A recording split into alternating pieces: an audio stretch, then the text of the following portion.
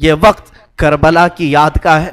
مولا حسین کے یہ شہزادے امام زین العابدین رضی اللہ تعالیٰ زندگی بھر آپ کے حالات یہ تھے کہ کبھی کچا گوشت دیکھیں تو رو پڑے، کسی جانور کو ذبح ہوتے دیکھیں تو رو پڑے۔ ایک بار امیر کوفہ ابن زیاد، اب امیر مختار نام کا ایک شخص جو بدلہ لینے کے لیے بعد میں اٹھ کھڑا ہوا، بعد میں کوفہ میں ایک ایسا شخص ظاہر ہوا جس کا نام مختار ثقفی تھا، اس نے اعلان کیا کہ میں قاتلان حسین کا بدلہ لوں گا، اور اس نے اٹھ کر کے کچھ اہل بیت سے محبت کرنے والوں کو اپنے قافلے میں جمع کیا، اور یہ قافلہ بڑھتا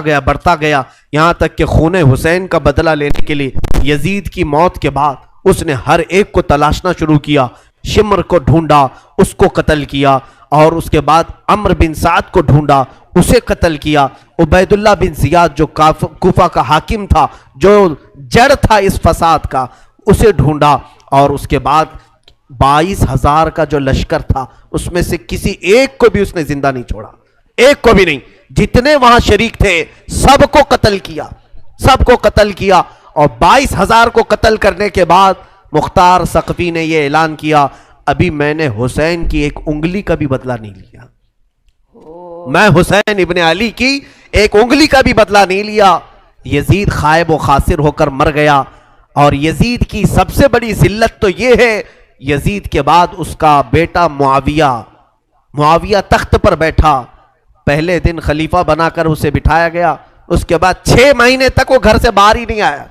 6 مہینے کے بعد سیدھے لاش باہر آئی بیٹے کی۔ وہ 6 مہینے کبھی تخت پر نہیں بیٹھا یزید کے۔ لوگ کہتے تھے کہ معاویہ آپ یزید کے جانشین ہیں، وہ نیک شہزادہ تھا۔ دیکھیں اللہ کی مصلحت کیسی، صحابی کے پیٹ میں یزید پیدا ہوا، یزید کے پیٹ میں معاویہ، پھر اچھا شہزادہ پیدا ہوا، نیک تھا۔ اس نے کہا، لوگ جب کہتے تخت پر بیٹھ جائیے تو اس نے اس تخت کی طرف دیکھ کر کے تھوک دیا اور کہا اس تخت پر بیٹھوں جس پر شہزادہ رسول کا خون لگا ہوا ہے، اس تخت پر بیٹھوں جو تخت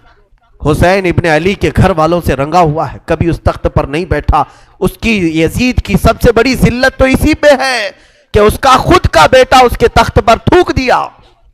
نہیں بیٹھ سکا۔ لیکن حسین کا چرچا آج بھی ہے، حسین کے شہزادے گلی کوچوں میں ہر جگہ ہے، سادات کی خوشبو تم محسوس کرو گے آج بھی۔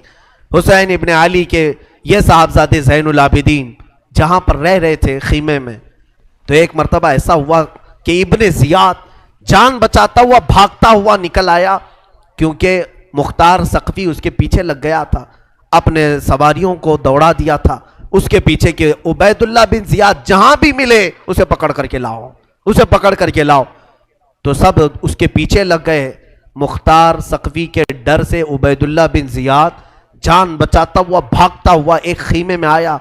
وہ خیمہ کسی اور کا نہیں امام زین العابدین کا تھا۔ وہاں پر پہنچ گیا، آپ قرآن پاک کی تلاوت میں مصروف تھے، مختار ثقفی کے ڈر سے آنے والا یہ عبید اللہ بن زیاد کانپ رہا تھا۔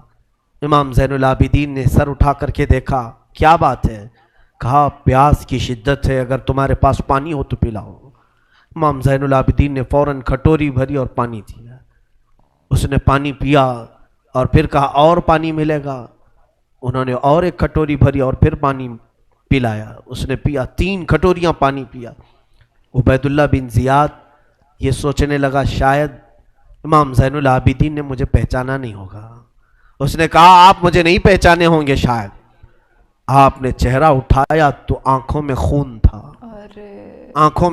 کہا اے ظالم تجھے نہیں پہچانوں گا،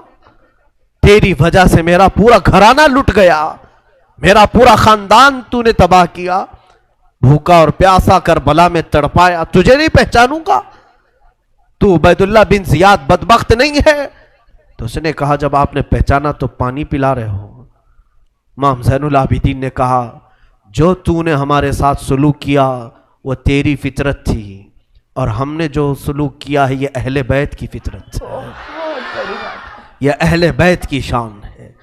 ظالموں کے ساتھ بھی پانی پلانے کا سلوک۔ اسی لیے میرے عزیزو آج اگر ہمیں کچھ آس ہے، امید ہے، تو رسول کے انہی شہزادوں سے کہ ہماری برائیاں 1000 ہوں گی، لیکن مجھے امید ہے کہ ان حسین ابن علی کے شہزادوں سے اگر قیامت کے دن ایک بار ہم کہہ دیں گے پانی تو امید ہے کہ یہ اپنے نانا کے حوض کوثر سے ہمیں پانی ضرور پلائیں گے۔ تذکرہ کرو حسین کا، تذکرہ کرو اہل بیت کا۔